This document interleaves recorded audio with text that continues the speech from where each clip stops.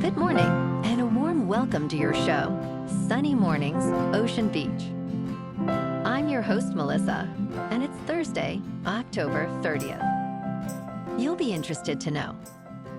87 years ago, today, in 1938, a radio dramatization of The War of the Worlds was presented in a realistic news bulletin style and famously convinced many listeners they were hearing an actual alien invasion.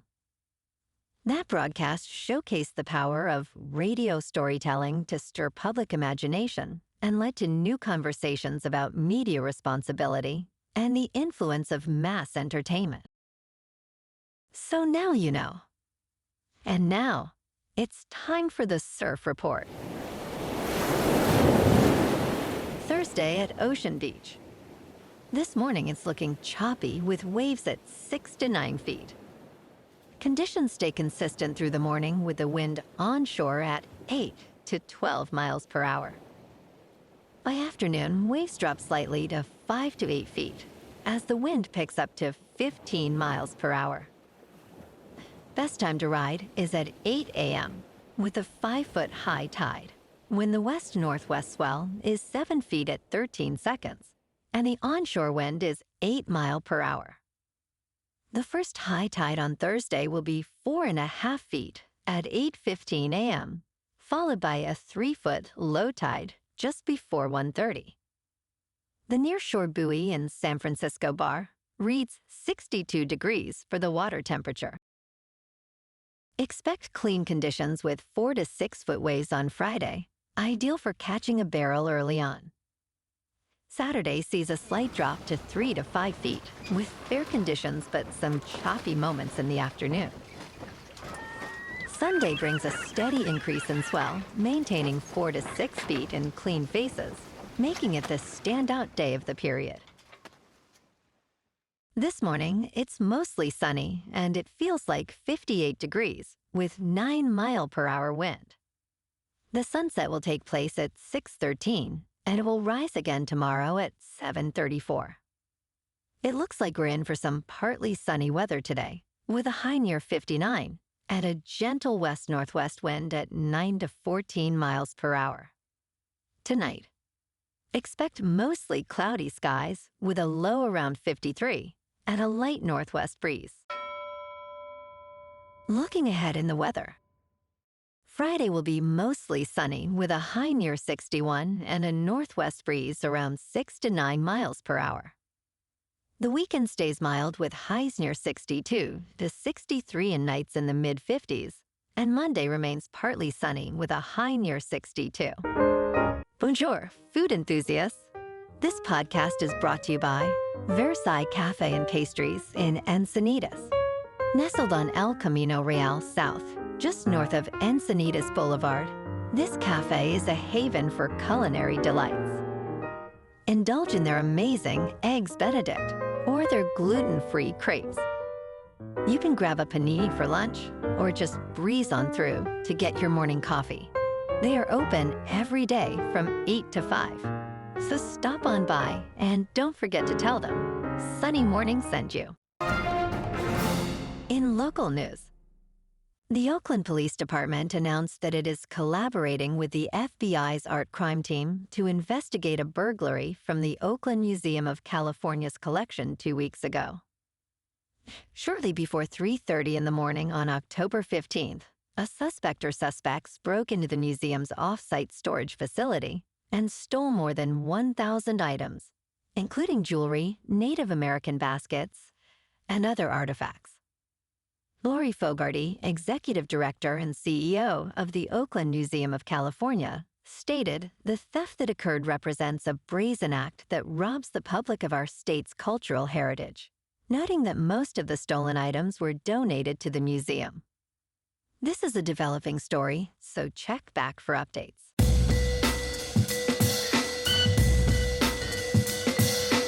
Now on to sports.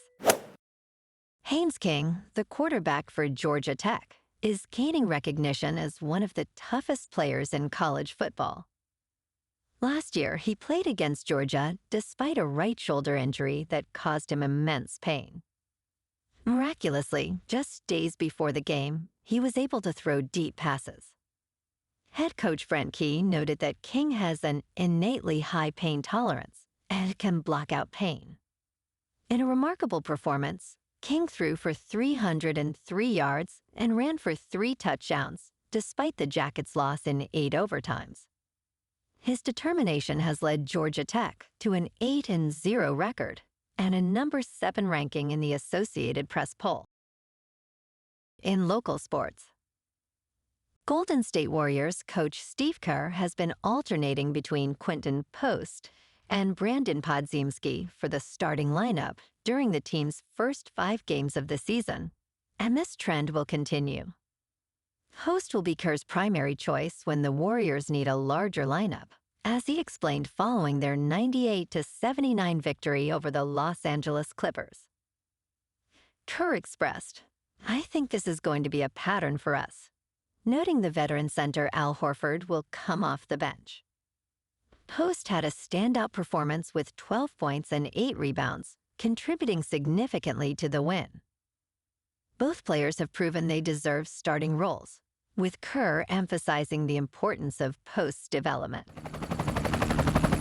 In top news, Hurricane Melissa made landfall in Cuba early Wednesday as a Category 3 storm after devastating western Jamaica on Tuesday. Melissa struck near Chivirico, Cuba, with wind speeds of 125 miles per hour at 3 a.m., and is now a Category 2 storm with maximum winds of 100 miles per hour. The storm is moving northeast, expected to reach Bermuda by Thursday night. In Jamaica, flooding left 77% of homes without electricity, and the government declared a disaster area. More than 735,000 people were evacuated in Cuba as officials prepared for widespread flooding. In business news, the Federal Reserve lowered interest rates at its second consecutive meeting, but Chair Jerome Powell cast doubt on expectations for a further rate cut this year. Powell emphasized that the notion of a cut at the Fed's next gathering in December is far from a certainty. The Dow Jones Industrial Average and the S&P 500 erased gains, while the Nasdaq Composite rose to a record high. Powell's comments highlight a growing chorus of officials wary about additional cuts. The Fed will stop reducing its asset portfolio on December 1st, marking a significant shift in policy. Concerns about inflation and job growth continue to complicate the Fed's decisions. In crypto movement, Bitcoin is down 2% to about $111,000. Ethereum is down 0.5% to just over 3,900.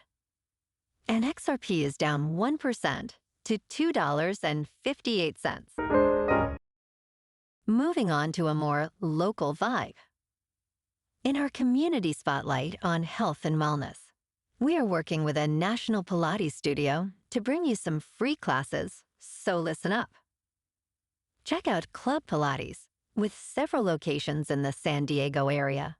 Pilates presents a comprehensive wellness approach, cultivating strength, reducing tension, and elevating mental well-being. Scientific research affirms its benefits. So now you can check out Club Pilates for a free class, with locations in Encinitas, Solana Beach, Oceanside, La Jolla, and more. Just be sure to tell them Sunny Morning sent you by. And now, back to the show. Let's talk tech.